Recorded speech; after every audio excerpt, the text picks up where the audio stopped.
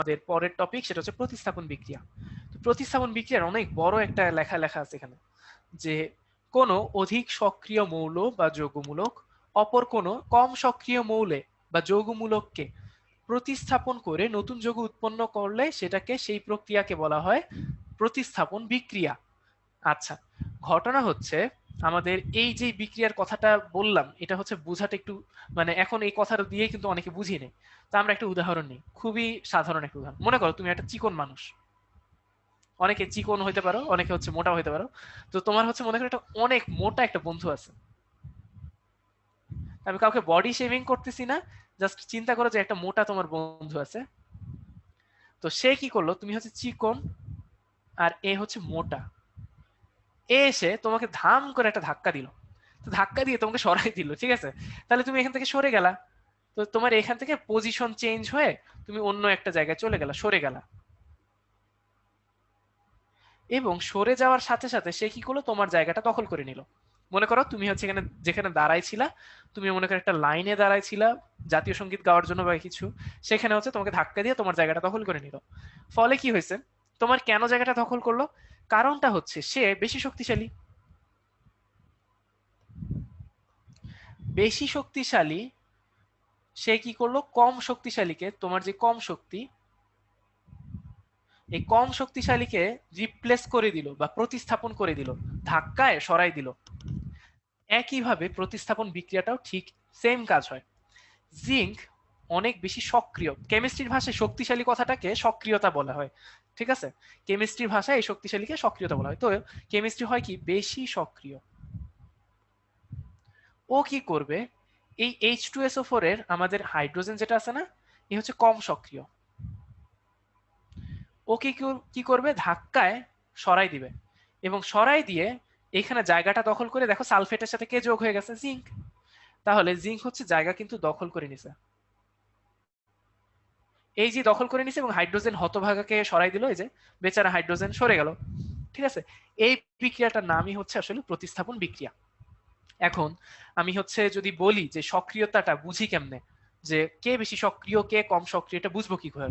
এটা কি অনেকের প্রশ্ন আসছে মাথায়, যে কে বেশি সক্রিয় বা কে কম সক্রিয় এটা বোঝা? হ্যাঁ, অনেকেরই মাথায় আসে যে হ্যাঁ, যে এই জিনিসটা বুঝবো কি করে। তো আমি একটা ট্রিক্স বলে দিই, মানে খুবই সহজ একটা জিনিস। হ্যাঁ, সেটা হচ্ছে ধাতুর জন্য, ধাতুর ক্ষেত্রে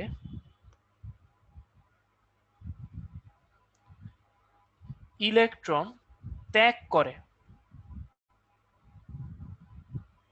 ধাতু কি করে, ইলেকট্রন ত্যাগ করে। এটা হচ্ছে ধাতুর বৈশিষ্ট্য। ধাতুর বৈশিষ্ট্য হচ্ছে ইলেকট্রন দিয়ে দেওয়া। তো এখন ঘটনা হচ্ছে, মনে করো তোমার কাছে জিঙ্ক আছে, আর মনে করো তোমার কাছে এখানে এই যে উদাহরণ, সেখানে হাইড্রোজেন আছে। তো জিঙ্ক যদি ইলেকট্রন দিয়ে দেয় তাহলে কি হবে বলতো, যে -2 ইলেকট্রন, দুইটা ইলেকট্রন দিয়ে দিলে কি হবে, জিঙ্ক 2+ পরিণত হবে। তো এটা আমরা হচ্ছে, আমি এর আগের দিনও বলছিলাম যে অ্যানায়ন, বা আমরা হচ্ছে ষষ্ঠ চ্যাপ্টারেই আমি মানে ক্লিয়ার করে বলছিলাম যে অ্যানায়ন হওয়া মানে ইলেকট্রনের ঘাটতি, বা সরি, অ্যানায়ন হওয়া মানে হচ্ছে ইলেকট্রনের বেশি, যে বেশি পরিমাণে ইলেকট্রন পেয়ে গেছে। আর ক্যাটায়ন হওয়া মানে ইলেকট্রনের ঘাটতি। দেখো, জিঙ্ক থেকে দুইটা ইলেকট্রন যদি চলে যায়, এই যে জিঙ্ক থেকে দুইটা ইলেকট্রন চলে গেলে কি হবে, ইলেকট্রনের ঘাটতি হয়ে যাবে, কমে গেল ইলেকট্রন। প্রোটন কিন্তু বাড়ে নাই। জিঙ্কের যতগুলা প্রোটন, এইখানেও জিঙ্ক 2+ অতগুলাই প্রোটন। যেটা ঝামেলা হয়েছে, ওর মধ্যে যেখানে যতগুলো ইলেকট্রন ছিল তার থেকে দুইটা ইলেকট্রন সরাই ফেলছে। কি হবে তাহলে, দুইটা ইলেকট্রনের ঘাটতি হলে 2+ লিখবো। এইটা হচ্ছে একটা ক্যাটায়ন। অ্যানায়ন যদি হতে হয় তাহলে হচ্ছে আমাদের ইলেকট্রনকে যোগ হবে এবং ঋণাত্মক চার্জে পরিণত হবে। সেটা আমাদের এখানের মুখ্য বিষয় না, আমরা প্রতিস্থাপন বিক্রিয়া শিখতেছি, তো এখানে ক্যাটায়ন নিয়ে কথাবার্তা। হাইড্রোজেন যদি দুইটা ইলেকট্রন দিয়ে দেয় তাহলে আমাদের কি হবে, H+, একটা ইলেকট্রন দিয়ে দিলে একটা হাইড্রোজেন H+ পরিণত হয়, দুইটা হাইড্রোজেন দুইটা H+ পরিণত হবে, খুবই স্বাভাবিক। ফলে এইটাও কিন্তু একটা ক্যাটায়ন।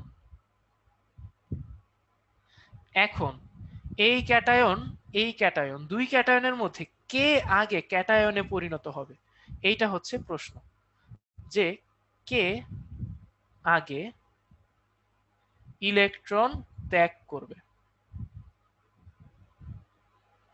এই যে সাফওয়ান, আরিক সবাই আগে আগে অ্যান্সার দিয়ে দিতেছি যে জিঙ্ক, মালিহা, এরপরে হচ্ছে আমাদের সাজিদ, আমরা হচ্ছে আগেই অ্যান্সার দিয়ে দিচ্ছি যে নাজমুল। ঠিক আছে, জিঙ্ক আগে ইলেকট্রন ত্যাগ করবে, এর প্রেফারেন্স বেশি। কারণ কি, জিঙ্ক যেহেতু আগে ইলেকট্রন ত্যাগ করে, তাই জিঙ্ক হচ্ছে অধিক সক্রিয়। তো অ্যান্সারটা হবে জিঙ্ক। তো জিঙ্ক আগে ইলেকট্রন ত্যাগ করবে, অর্থাৎ এ হবে অধিক সক্রিয়। তো আমরা মনে রাখবো এই জিনিসটা। হ্যাঁ, কি মনে রাখবো? যে আগে ইলেকট্রন ত্যাগ করে সে হচ্ছে বেশি সক্রিয় হয়, যে কম মানে দেরিতে ইলেকট্রন ত্যাগ করে সে হচ্ছে কম সক্রিয় হয়। ঠিক আছে, তো এই পাশে যদি জিঙ্ক বেশি সক্রিয় হয়, তার মানে ও বেশি শক্তিশালী। ও কি করবে? হাইড্রোজেনকে ধাক্কা দিয়ে সরায়, নিজে বসে যাবে। আচ্ছা, কুইক রিভিউ এর চাচ্ছ, এটা আমি আবার হচ্ছে বলে দিতেছি। এইখানে যেটা হয়, আমার একটা পাত্র নিলাম, পাত্রের মধ্যে দুইটা আমার ধাতু নিলাম। তো এখানে হাইড্রোজেন যদিও ধাতু না, তাও আমি হচ্ছে হাইড্রোজেনের সাথে তুলনা করতেছি। তো হাইড্রোজেনও ইলেকট্রন ত্যাগ করে H+ বা ক্যাটায়নে পরিণত হলো, জিঙ্কও ইলেকট্রন ত্যাগ করে ক্যাটায়নে পরিণত হলো। সমস্যাটা হচ্ছে কে আগে ইলেকট্রন ত্যাগ করে ক্যাটায়নে পরিণত হবে। যে আগে এই কাজটা করতে পারবে পাত্রের মধ্যে, সে হচ্ছে অধিক সক্রিয় হবে। ঠিক আছে, যে আগে ইলেকট্রন ত্যাগ করবে, যে আগে ইলেকট্রন ত্যাগ করবে সে অধিক সক্রিয় হয়। তাহলে জিঙ্ক আগে ইলেকট্রন ত্যাগ করে পাত্রের মধ্যে, ফলে জিঙ্ক বেশি সক্রিয়, মানে বেশি শক্তিশালী। অর্থাৎ হাইড্রোজেনকে সে সরাই দিয়ে জিঙ্ক সালফেট এবং হাইড্রোজেন গ্যাসে পরিণত করবে। এবারে একটা মজার জিনিস আসি, যে আমরা বুঝবো কিভাবে যে কে বেশি সক্রিয় কে কম সক্রিয়? এটা আসলে মনে রাখতে হয়। ঠিক আছে, এটা এক্সপেরিমেন্ট করে বিজ্ঞানীরা একটা লিস্ট দিছে। ঠিক আছে, ক্যাটায়নটা আবার বলেন, ক্যাটায়ন হচ্ছে ধনাত্মক চার্জ, অর্থাৎ আমার ইলেকট্রন ত্যাগ করে দিয়ে যেটাই পরিণত হয় সেটাই হচ্ছে ক্যাটায়ন। আচ্ছা, এবারে আসি, আমাদের এখানে একটা তোমাকে লিস্ট দিয়ে দিছে, মানে বিজ্ঞানের একটা লিস্ট বানাইছে ধাতুর জন্য। তো ধাতুর সক্রিয়তা সিরিজ আমরা এখন এটা মুখস্থ করবো আর কি। ঠিক আছে, একটু মনে রাখার জন্য একটা কবিতা লিখছে আর কি। ধাতুর সক্রিয়তা সিরিজ, কি সিরিজ দেখি, একটা কবিতা দিয়ে আমরা মনে রাখবো। লিলিকে নাকি মেঘাই বাড়িল যেন, ফিরে শোনা পাবো হয়, কুয়ে হাজি আজ পেটাবে আমায়। খুবই মজার একটা মানে একটা হাস্যকর টাইপের একটা ছন্দ। এটা দিয়ে আসলে মনে রাখাটা খুবই সহজ। কি সিস্টেম একটু বুঝাই। লিলিকে, এখানের মধ্যে লিলি যেটা, সেটা হচ্ছে লিথিয়াম। কে, এটা হচ্ছে পটাশিয়াম। না হচ্ছে সোডিয়াম। এই কে মানে হচ্ছে ক্যালসিয়াম। মেগা এবার, এটা হচ্ছে ম্যাগনেসিয়াম। এলো মানে হচ্ছে অ্যালুমিনিয়াম। জিঙ্ক, এটা যেন হচ্ছে জিঙ্ক। ফিরে, এটা হচ্ছে আয়রন। এই সোনা, এটা মানে হচ্ছে টিন, Sn। এই পাবো, এটা মানে হচ্ছে লেড, Pb। হাই মানে হচ্ছে হাইড্রোজেন। কুড়ে, এটা হচ্ছে কপার। হাজি, এটা হচ্ছে মার্কারি। আজ, এটা হচ্ছে সিলভার। পেটাবে, এটা হচ্ছে প্লাটিনাম। আমায়, এটা হচ্ছে গোল্ড। তা আমি হচ্ছে একটু পরিচিতিগুলো লিখে নেই। সেটা হচ্ছে যে আমাদের এই পাশে তোমরা যেটা নাও জানতে পারো, সেটা হচ্ছে আমাদের লিথিয়াম, এটা হচ্ছে লিথিয়াম। তারপরে হচ্ছে আমাদের Sn দ্বারা টিন বুঝায়, টিন। আচ্ছা, পিবি মানে হচ্ছে লেড। আচ্ছা, এরপরে হচ্ছে না জানতে পারে কি, সিইউ, এটা হচ্ছে কপার। এরপরে Hg, এটা মানে হচ্ছে মার্কারি বা পারদ। পারদ তো চিনো আর কি। ঠিক আছে, এটা মার্কারি। Ag মানে হচ্ছে সিলভার। আর এখানে হচ্ছে পিটি মানে হচ্ছে প্লাটিনাম। আর au মানে হচ্ছে গোল্ড। ঠিক আছে, আচ্ছা, এটা কোনো বিজ্ঞানী করে নাই। এটা হচ্ছে মানে মনে রাখার একটা সিস্টেম আর কি। ঠিক আছে, তো আমি একটু সিরিয়ালি লিখি। সেটা হচ্ছে lithium, potassium, sodium, calcium, magnesium, aluminium, zinc, iron, tin, lead, hydrogen, copper, mercury, silver, platinum, gold. ঘটনা হচ্ছে উপরের যত যাব তত সক্রিয়তা বাড়ে, সক্রিয়তা বৃদ্ধি। অরাম কি গোল্ড? হ্যাঁ, অরাম মানেই গোল্ড। AURRUM, aurum. ঠিক আছে, আচ্ছা, তো সক্রিয়তা বৃদ্ধি পাবে। তো তার মানে বুঝতে পারতেছি যে বেশি সক্রিয় সে তার নিচের যেই জোন আছে তাকে হচ্ছে ধাক্কা দিয়ে সরাই দিতে পারবে। আচ্ছা, তার মানে আমাকে একটা উত্তর দাও তো, একটা উত্তর এখানে তোমার কাছে আমি চাই। সেটা হচ্ছে আমরা এর আগে যেমন দেখলাম এই বিক্রিয়াতে আমাদের জিঙ্ক হাইড্রোজেনকে সরাই দিল। আমি এখন বিক্রিয়াটা লিখতেছি এটা H2 প্লাস ZnSO4, এখানে কি উৎপন্ন হবে কেউ বলতে পারবা? এখানে কি হবে? নিচে দেখা যায় না, সমস্যা নেই, স্লাইড পেয়ে যাবা ভাইয়া। আচ্ছা, তাসুক বলছি যে ওটাই থাকবে না, না যে হচ্ছে আমাদের হাইড্রোজেন সালফেট তৈরি করবে।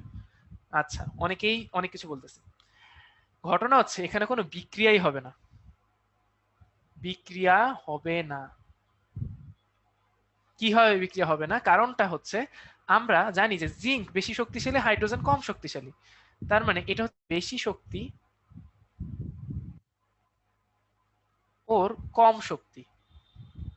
তার মানে তুমি যে চিকন মানুষ, তুমি কি ওই মোটা যে তোমার বন্ধু আছে তাকে ধাক্কা দিয়ে সরাই দিতে পারবা ওর মতো?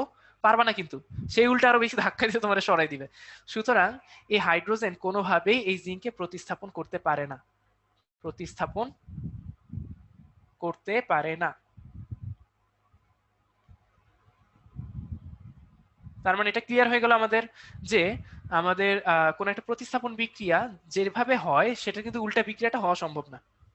এটা ক্লিয়ার থাকলে একটু ওয়াই লিখি তো আমরা, যে প্রতিস্থাপন বিক্রিয়া উল্টাটা হওয়া সম্ভব না কেন? কারণ এটা কম শক্তি। ঠিক আছে, কম শক্তি কখনোই বেশি শক্তিকে ধাক্কায় সরাতে পারবে না, স্বাভাবিক। আচ্ছা, ঠিক আছে।